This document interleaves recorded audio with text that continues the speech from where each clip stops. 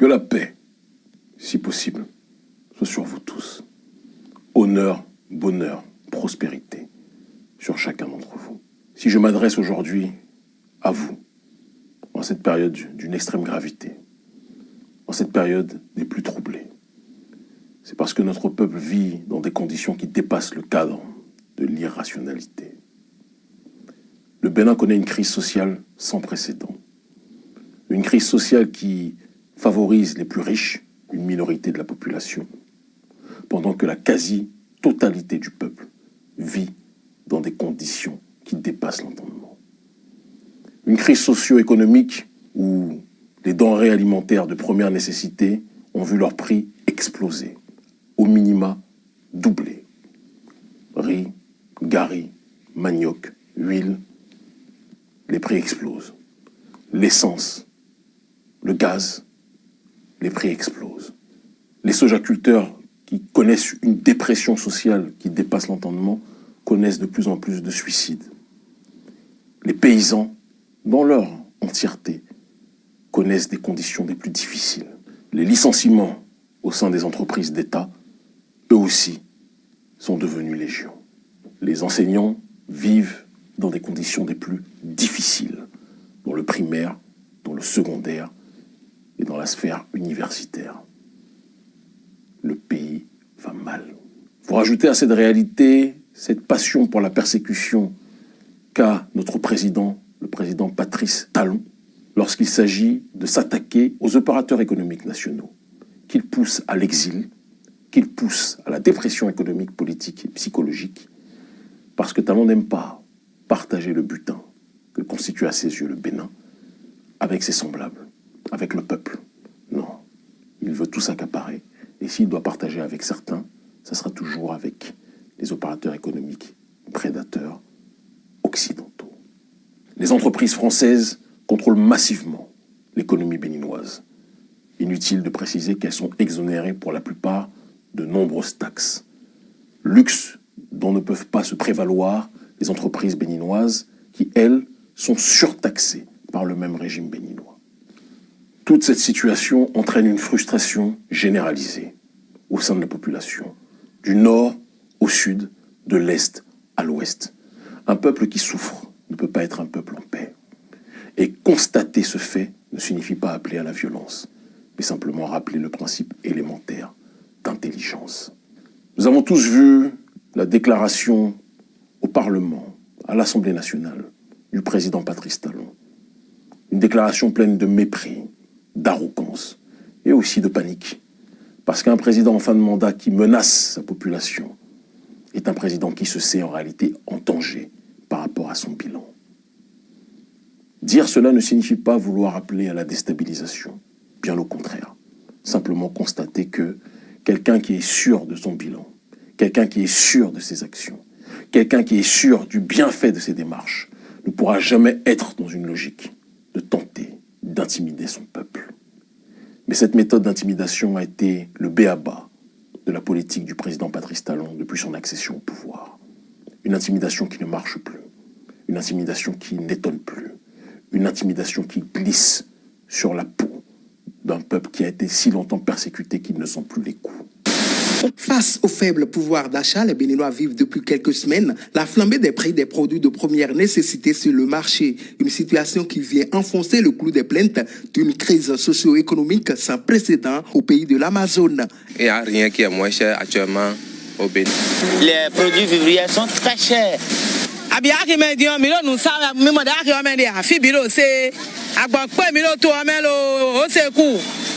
En dehors de cette morosité économique que subissent les administrés du président Patrice Talon, s'ajoute la restriction des libertés d'expression selon certains Béninois qui ont perdu confiance en la justice de leur pays.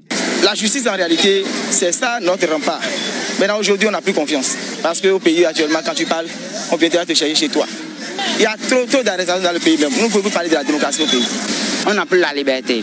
Il y a un clan qui s'accapare de nos ressources. Parce que les gens n'ont pas 15 000 francs pour se faire soigner, ils meurent dans nos hôpitaux. Pendant que eux, le petit groupe, que ce soit de l'opposition ou de la mouvance, pour se faire soigner, c'est à l'extérieur. Face à cette atmosphère d'incertitude du lendemain, certains Béninois demeurent favorables à l'avènement d'une troisième voie proche des jeunes au sein de la classe politique béninoise. Nous allons toujours dire qu'on doit suivre la politique actuelle du Bénin. On n'espère pas avoir grand-chose si ce n'est pas une nouvelle tête comme Kémy Séba. Sinon, avec l'opposition actuelle, qui maintenant peut changer la tendance? Monsieur Kémy Séba incarne aujourd'hui la dignité africaine. En Afrique aujourd'hui, lui n'est sans savoir, il reste celui-là qui est prêt à donner sa vie pour ses frères. Kémy Séba, c'est un jeune dynamique. Pourquoi ne pas lui donner une chance de diriger un jour notre pays, le Bénin? On en a besoin. Kémy Séba, on s'en a encore, on connaît les télé, mais pour nous pour. Mato nebe, amede do volonté de tole jaouéa, ye maoudia, et là on noie. Et c'est pour ces raisons, après des mois et des mois de réflexion, pour ne pas dire des années, j'ai décidé d'accepter vos demandes incessantes visant à me pousser à être candidat à la présidence du Bénin. Mes chers compatriotes, parce que nous nous devons d'être le plus pragmatique, il est important que l'on se rappelle que notre pays est pris en otage et que les lois de la République du Bénin ont été des plus viciées ces dernières années, de telle sorte que les véritables opposants au président Patrice Talon soient structurellement exclus de la course via le code électoral corrompu que vous connaissez. Et c'est pour cette raison que nous avons dressé 3 options qui nous permettront d'être candidats à la présidence du Bénin. La première option, issue d'un certain nombre d'interactions avec des cadres du Parti des démocrates, sera que ce parti, le parti de l'ancien président Yahi Boni, nous porte candidat à l'élection de 2026. Car c'est le seul parti politique de l'opposition qui a le nombre de parrainages suffisant pour accéder aux élections.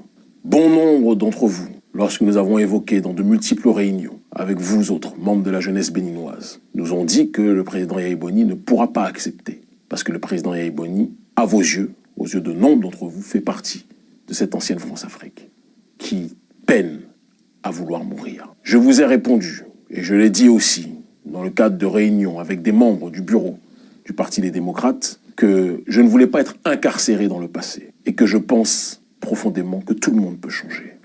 Le Parti des démocrates a une occasion historique s'ils comprennent la nécessité de parier sur le bon poulain, de gagner les élections au premier tour. Un coup KO, coup de marteau. Est-ce que le président Yahi Boni acceptera cette main tendue? Ce sera la dernière que nous lançons. Je l'ai dit à bon nombre des membres du bureau central au sein duquel j'ai de nombreux amis. Si tel est leur choix, nous avancerons ensemble et nous libérerons le pays. La deuxième option aura pour seule et unique fonction de constituer une véritable coalition, bien plus large que celle qui existe actuellement, visant à exiger une réforme du code électoral pour que tout le monde puisse candidater à l'élection présidentielle au Bénin. Et enfin, la dernière option, certains diront peut-être la plus importante, c'est une triangulation des forces, appelée l'opération Jéricho, qui s'appuiera sur une base tripartitionnelle, une logique de révolution sur le terrain informationnel, une logique de mobilisation, de contestation populaire, et une prise de responsabilité de ceux habilités dans le pays à faire basculer les choses pour que le peuple puisse reprendre le pouvoir. Dans tous les cas, nous accompagnerons tous les processus évoqués parmi les 3 qui permettront à notre peuple d'arriver à la destination nommée la libération du Bénin. Ce que nous avons propagé partout, nous allons l'installer ici, pour une résurrection du pays des Agonché, pour une résurrection du pays de l'ancien Dahomey, pour une résurrection d'un peuple qu'on a trop longtemps voulu écraser, mais que nul ne peut exterminer, pour que le travail commencé par Béhanzin puisse être finalisé. Ce que le roi Béhanzin a commencé, nous allons plus que jamais le terminer. Le Bénin libre ou la mort, nous vaincrons.